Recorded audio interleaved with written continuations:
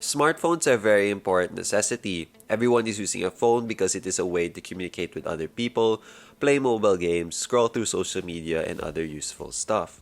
Nobody wants to buy a bad smartphone because it will probably be a bad experience. Some of these examples are extreme lag in both the software and mobile games, and even have a bad camera quality. Nobody wants this type of smartphone, so people usually buy the expensive phones so that they have all these fancy designs and features. Nowadays, smartphone companies are gradually improving their devices. Whenever I go online and see a phone, I'm like, wow, that must be a really expensive phone because of all these amazing specs.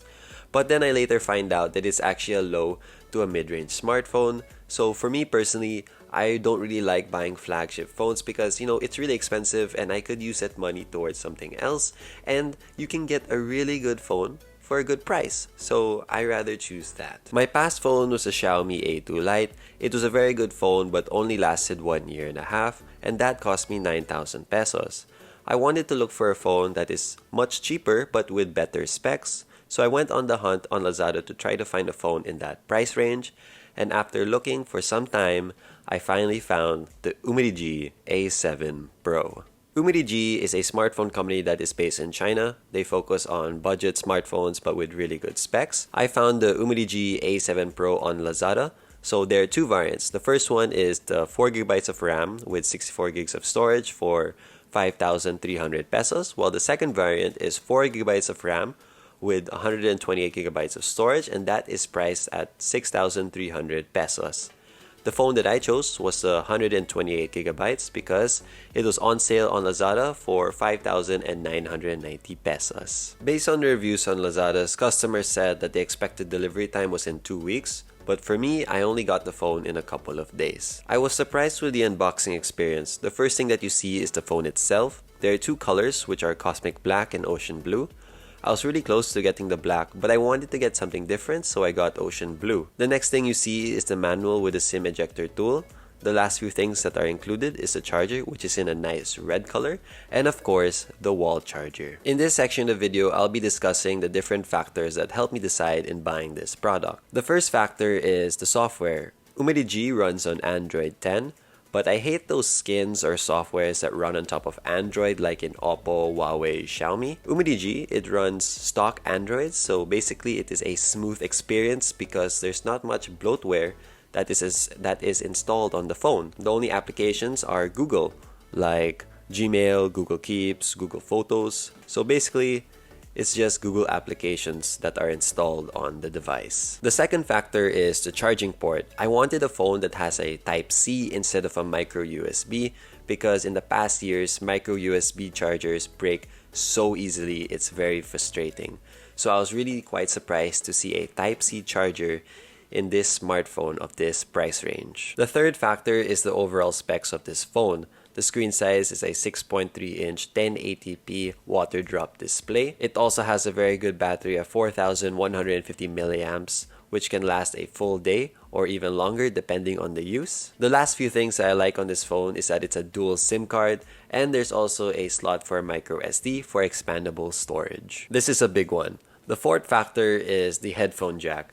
I wanted a phone that still had the headphone jack because I still love using wired earphones or headphones instead of Bluetooth. I was very happy when Umidigi included this feature on the A7 Pro, and it's one of the big reasons why I wanted to buy this phone as well. The fifth factor is the camera, and this one surprised me. It had a quad camera setup. Like, where are you gonna get that for 5,000 pesos? It has a 16 megapixel main camera, a 16 megapixel wide ultra camera, a 5 megapixel depth camera, and finally a 5 megapixel micro camera. I was really surprised with the camera quality, so here are some sample pictures.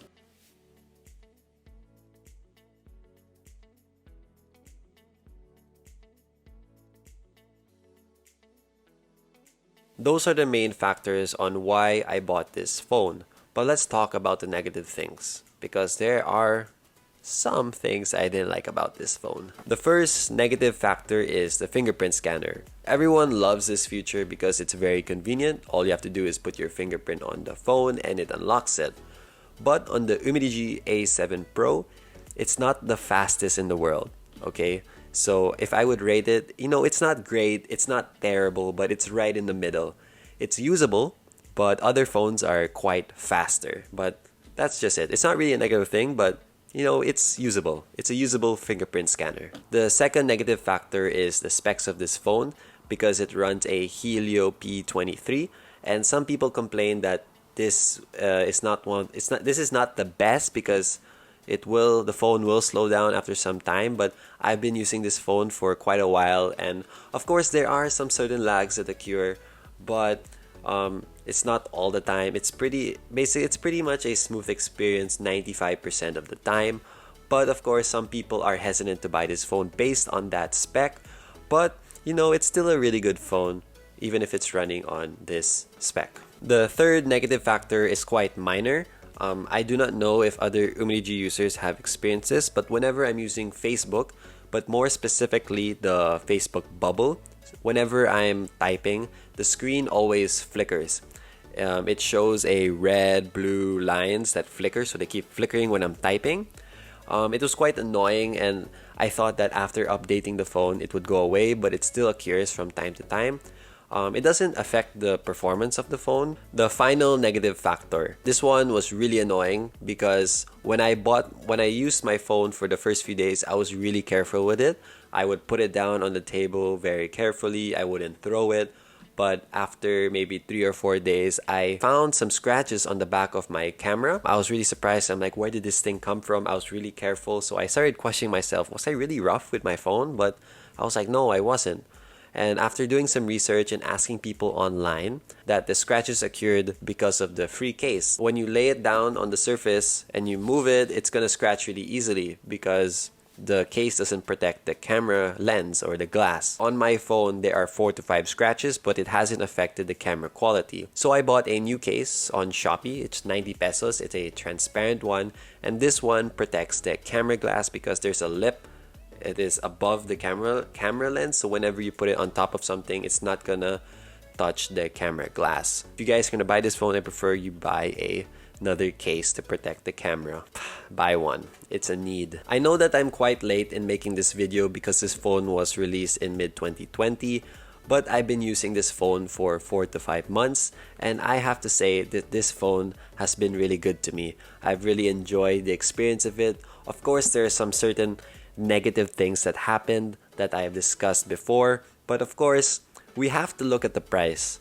This one cost 5,000, just over 5,000 pesos. It has really good specs, really good camera. I don't really have a right to complain that much. To be honest, I was very nervous since this was my first time ordering on Lazada.